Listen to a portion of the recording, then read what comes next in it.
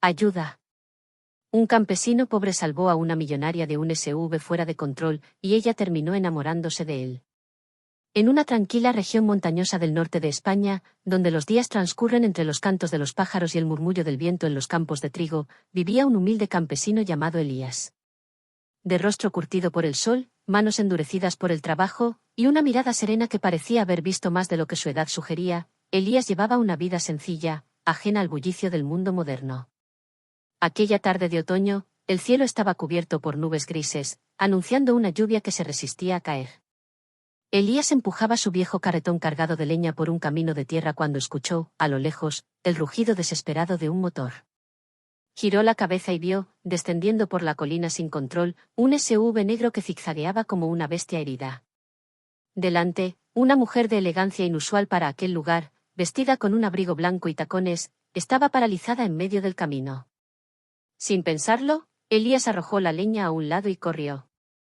El vehículo se acercaba a gran velocidad, levantando polvo, y el chirrido de los neumáticos al rebotar sobre las piedras parecía un grito de metal. En el último instante, con una fuerza inesperada, Elías se lanzó hacia la mujer, la empujó con todo su cuerpo y ambos rodaron por la cuneta, segundos antes de que el SUV pasara rugiendo donde ella había estado. La mujer cayó sobre Elías, atónita, su respiración agitada, el corazón desbocado. Su nombre era Isabela de Aranda, una empresaria reconocida, heredera de una de las fortunas más antiguas de Madrid. Venía escapando de una rutina que la asfixiaba, buscando silencio, y había tomado por error aquel camino rural mientras exploraba la región. El conductor del SUV, que había salido a buscar señal en su teléfono, olvidó colocar el freno de mano. El coche comenzó a deslizarse cuesta abajo sin control. Durante unos segundos, ninguno de los dos dijo nada. Luego, con voz suave, ella murmuró: ¿Está usted bien? Elías se incorporó con esfuerzo, se sacudió la tierra de la camisa y asintió con una sonrisa tímida. Estoy entero. ¿Pero usted, no se ha hecho daño? Ella negó con la cabeza, aún con los ojos fijos en los suyos.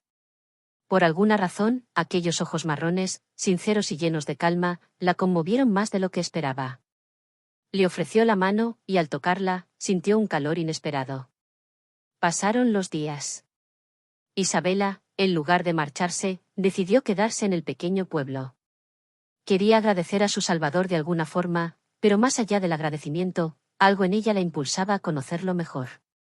Comenzó a visitar la humilde finca de Elías, donde los caballos pastaban libremente y las noches eran iluminadas por estrellas que en la ciudad jamás se veían. Elías, al principio, se mostró reservado. Había aprendido que la gente rica rara vez se quedaba mucho tiempo. Pero Isabela no era como los demás. Preguntaba con curiosidad genuina, ayudaba en la cocina, se reía de sus bromas sencillas, y escuchaba con atención cuando él hablaba de la tierra, de las lluvias, de las cosechas, de su madre fallecida y de su sueño de construir un invernadero para cultivar durante el invierno. Una noche, mientras compartían una sopa caliente en la terraza de madera frente al campo, Isabela le preguntó: ¿Nunca ha querido dejar este lugar? Elías la miró, pensativo. Una vez lo intenté. Fui a la ciudad. Pero allí no sabía quién era. Aquí, en la tierra, sé lo que valgo. Isabela lo observó en silencio, admirando la firmeza de sus palabras. Era extraño. En su mundo, todos competían por ser alguien. Elías ya lo era, sin proponérselo. Lo que comenzó como una amistad curiosa, se fue tornando en algo más profundo. Isabela, acostumbrada a los rostros falsos, encontraba en Elías una verdad que jamás había sentido. Él, por su parte, se resistía a creer que una mujer como ella pudiera mirar dos veces a un hombre como él. Pero cuando ella le tomó la mano una tarde, bajo la sombra de un olivo, y se la llevó al pecho, diciéndole en un susurro que no quería volver a su mundo sin él, Elías supo que algo había cambiado para siempre. Sin embargo, no todo era sencillo. A medida que la noticia de su estadía se esparció, los medios comenzaron a husmear. Drones sobrevolaban la finca. Periodistas merodeaban el pueblo. La presión crecía, y el mundo real de Isabela amenazaba con tragarse aquel pequeño rincón de paz. Una noche, mientras la lluvia tamborileaba sobre el techo de chapa, Elías la encontró llorando en el granero, con el rostro entre las manos. «No sé si puedo seguir». No quiero arrastrarte a mi mundo, dijo entre sollozos. Él se acercó, se arrodilló frente a ella y con una voz firme pero tierna respondió. Tú me salvaste también, Isabela. No con un gesto heroico, sino al recordarme que puedo ser amado. Si debemos enfrentarlo, lo haremos juntos. Pero no huyas. No esta vez. Ella lo miró, los ojos brillando con lágrimas y esperanza, y por primera vez en años, sonrió con el corazón. Pero el destino, siempre impredecible, tenía otros planes reservados. Unos días después de aquella noche en el granero, los problemas empezaron a materializarse como nubes negras que se acercan desde el horizonte sin prisa, pero sin pausa. El padre de Isabela, don Esteban de Aranda, un hombre frío y calculador, enterado por los titulares sensacionalistas que hablaban de su hija refugiada en un pueblo con un campesino desconocido, mandó a su abogado personal y al asistente de confianza a buscarla. No lo hizo con un gesto de preocupación paternal, sino con la mirada pragmática de un banquero que ve a su mayor inversión desviarse del camino. Isabela los recibió en la entrada de la finca con expresión dura, erguida como una reina en su castillo. Elías, que estaba cortando leña al fondo, se detuvo al ver a los extraños con trajes oscuros y miradas condescendientes.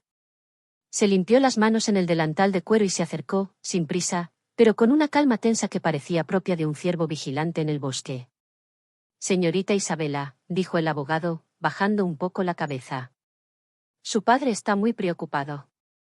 Le pide que regrese inmediatamente a Madrid. Ha cancelado sus reuniones y preparado todo para recibirla. Este no es lugar para usted. No puede seguir exponiéndose a este tipo de situaciones. Ella cruzó los brazos y su mirada se endureció. ¿Exponiéndome a qué, exactamente? ¿A la honestidad? ¿A la paz? ¿A alguien que me escucha sin juzgarme? El asistente interrumpió con tono de fastidio contenido. Señorita, los medios están fuera de control. Su imagen pública está en juego. Su compromiso con Rodrigo de la Vega aún no ha sido cancelado oficialmente, y esta situación. Ese compromiso nunca fue mío. Interrumpió ella, alzando la voz por primera vez. Se giró hacia Elías. ¿Ves? No se trata de amor, se trata de reputación, conveniencia, cálculo. En su mundo, los sentimientos son una debilidad, una estrategia o un escándalo. Elías no respondió, pero su mandíbula se tensó apenas. Sabía que aquella conversación no le pertenecía, pero que la estaba mirando a ella por dentro, desnudando capas que ni él imaginaba. El abogado se acercó a ella con voz más suave. Su padre le pide solo unos días. Hablen. Explique lo que siente. Después, si decide volver, lo apoyará. Pero no puede desaparecer así. Tiene responsabilidades. El consejo directivo está inquieto. La prensa huele la sangre, señorita. Isabela cerró los ojos un momento, y cuando los abrió, Elías pudo ver en ellos una lucha feroz. Al final, suspiró. Isabela cerró los ojos un momento, y cuando los abrió, Elías pudo ver en ellos una lucha feroz. Al final, suspiró. Volveré a Madrid, por unos días. Pero no para justificarme. Iré porque quiero hablar con mi padre como su hija, no como una inversión. Elías asintió, aunque en su interior un vacío se abría lentamente, como una caverna silenciosa. Ella lo miró, como leyendo sus pensamientos, y sin importar la presencia de los otros, se acercó y lo abrazó. Un abrazo largo, lleno de promesas mudas y un miedo compartido que ninguno quería decir en voz alta. Espérame, susurró ella. Él la sostuvo con fuerza. Aquí estaré. La partida fue silenciosa, sin lágrimas visibles. Pero durante días, Elías sintió su ausencia como una ausencia del sol. Seguía trabajando, alimentando a los animales, preparando el terreno para el invernadero que Isabela le había prometido ayudar a financiar, pero todo lo hacía en automático. Las noches se hicieron más largas. Las estrellas más distantes. En Madrid, Isabela entró en un mundo que ahora le parecía ajeno. Las luces, los trajes, las miradas evaluadoras. Su padre la recibió en el despacho como si fuera una socia díscola y no una hija. La conversación fue tensa, pero al menos se dijeron verdades. Por primera vez, Isabela le dijo que su felicidad no era negociable. Que no se casaría con Rodrigo. Que no pensaba vivir una vida diseñada para aparentar. ¿Y qué piensas hacer? ¿Vivir con un campesino? ¿Criar gallinas? ¿Renunciar a todo lo que hemos construido? No hemos construido nada. Usted construyó un imperio. Yo nací en él, pero eso no significa que le pertenezca. Don Esteban no respondió. La miró como si estuviera viendo a una desconocida. Mientras tanto, en el pueblo, comenzaron a circular rumores. Que Elías había sido abandonado. Que ella nunca volvería. Algunos vecinos lo miraban con lástima, otros con una especie de respeto silencioso. Pero él no hablaba. Solo trabajaba. Solo esperaba. Una tarde, mientras recogía tomates del huerto, una camioneta negra se detuvo frente a la finca. Elías se acercó, limpiándose las manos en los pantalones. El chofer bajó del vehículo y, con una cortesía seca, le extendió un sobrelacrado. De parte de la señorita Isabela.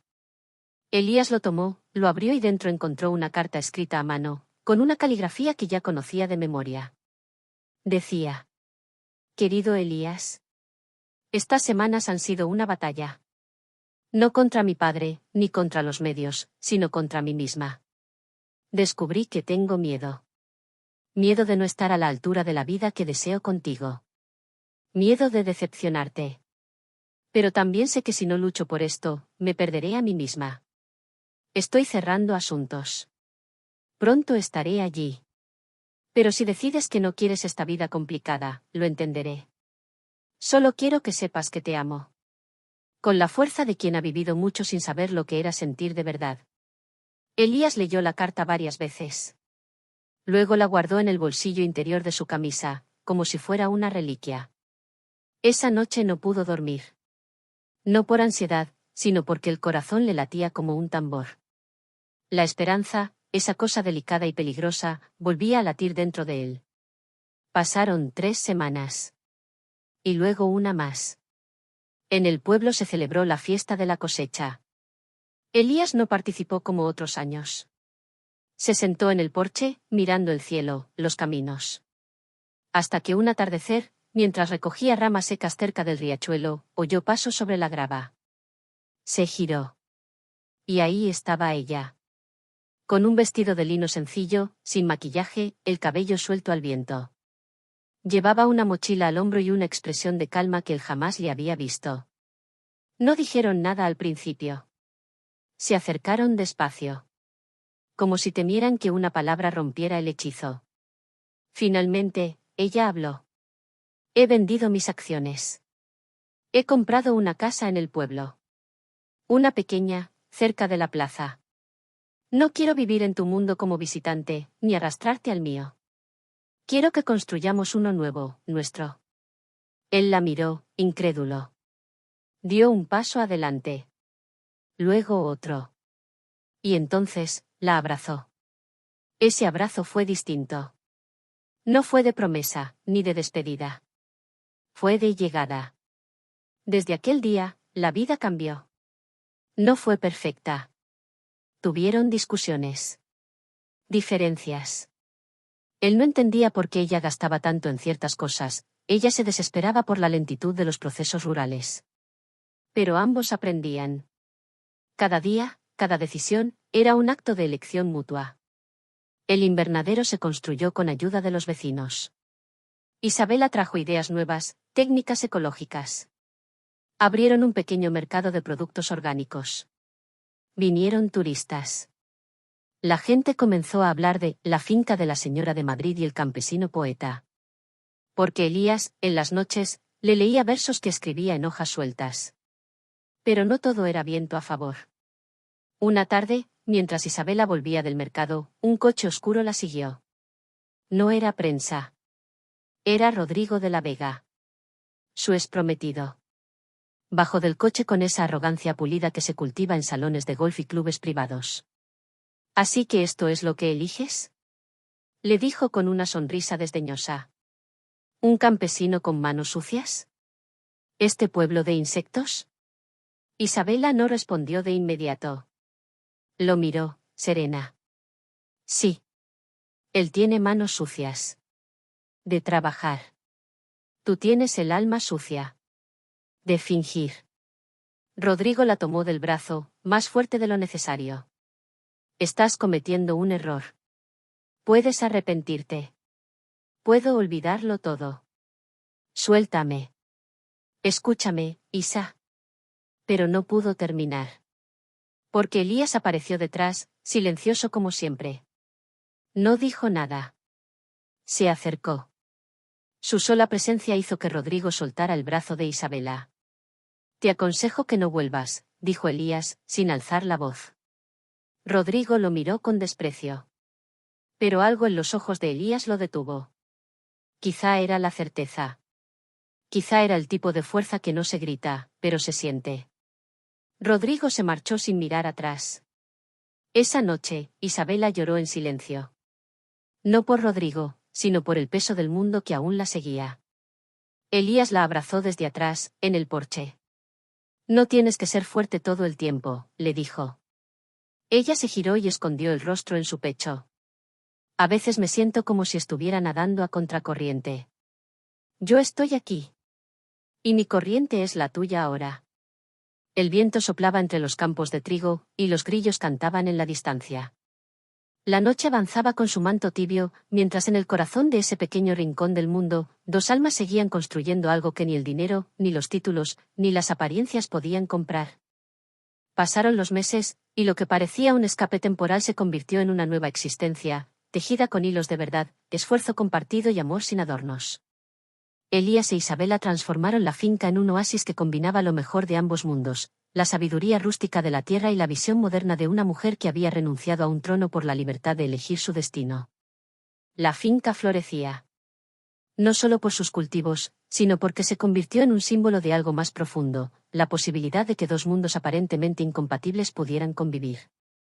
Gente de la ciudad empezó a visitar el pueblo no solo por los productos orgánicos, sino por la historia que todos susurraban, la millonaria que eligió el amor por encima del poder, y el campesino que le enseñó a mirar la vida con los ojos del alma.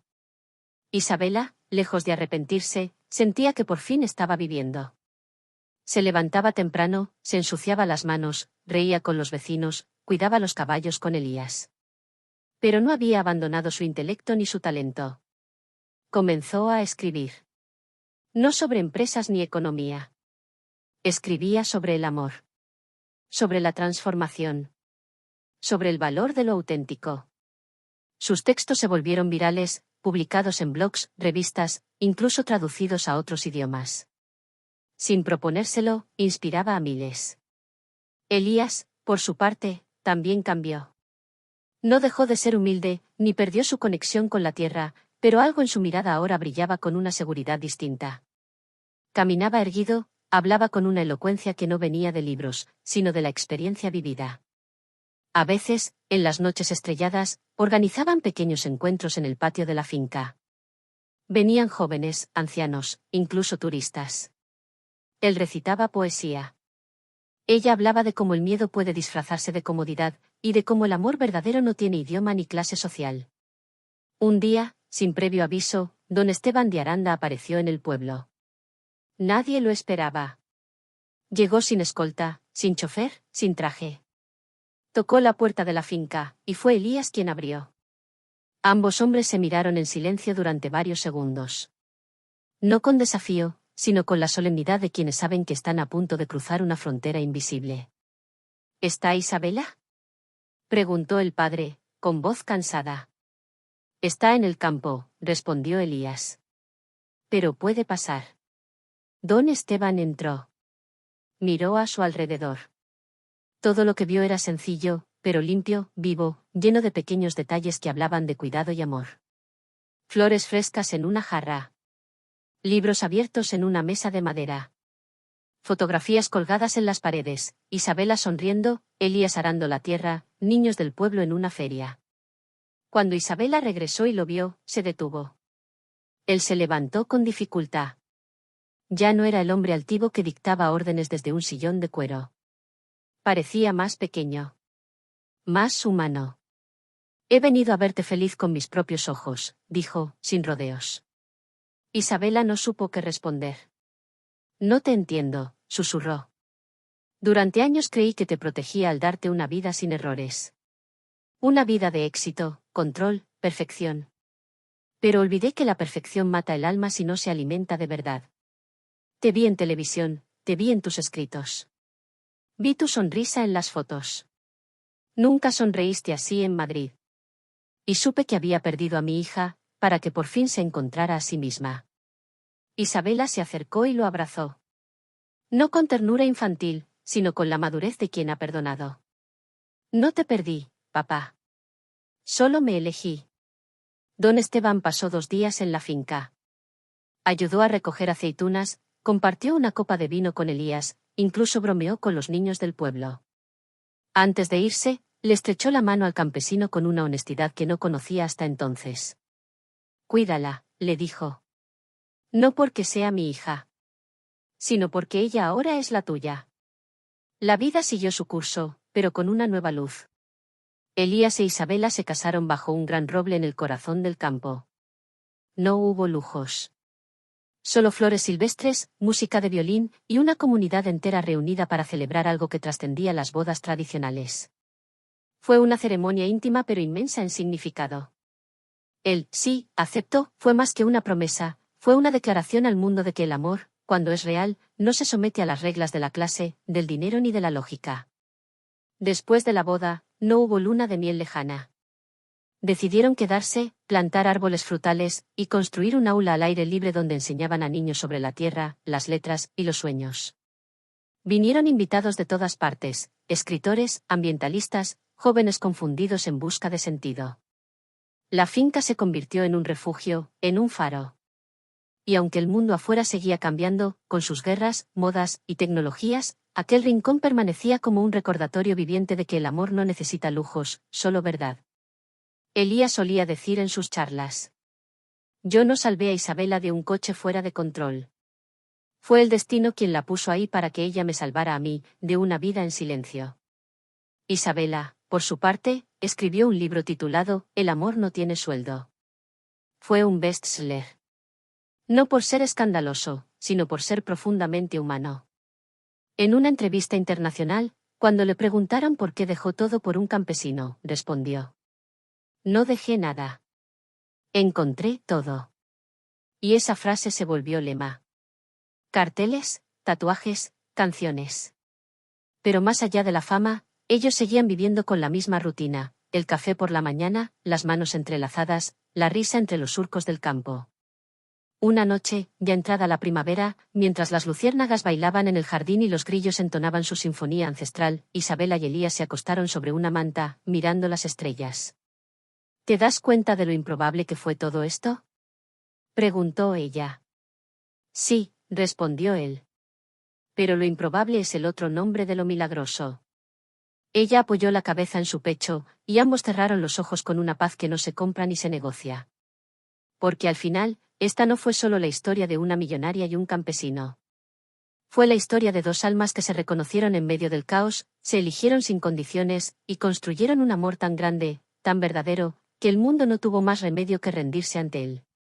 Y así, en un lugar perdido entre montañas y recuerdos, 2 corazones aprendieron que no importa de dónde vienes, si sabes hacia dónde quieres amar.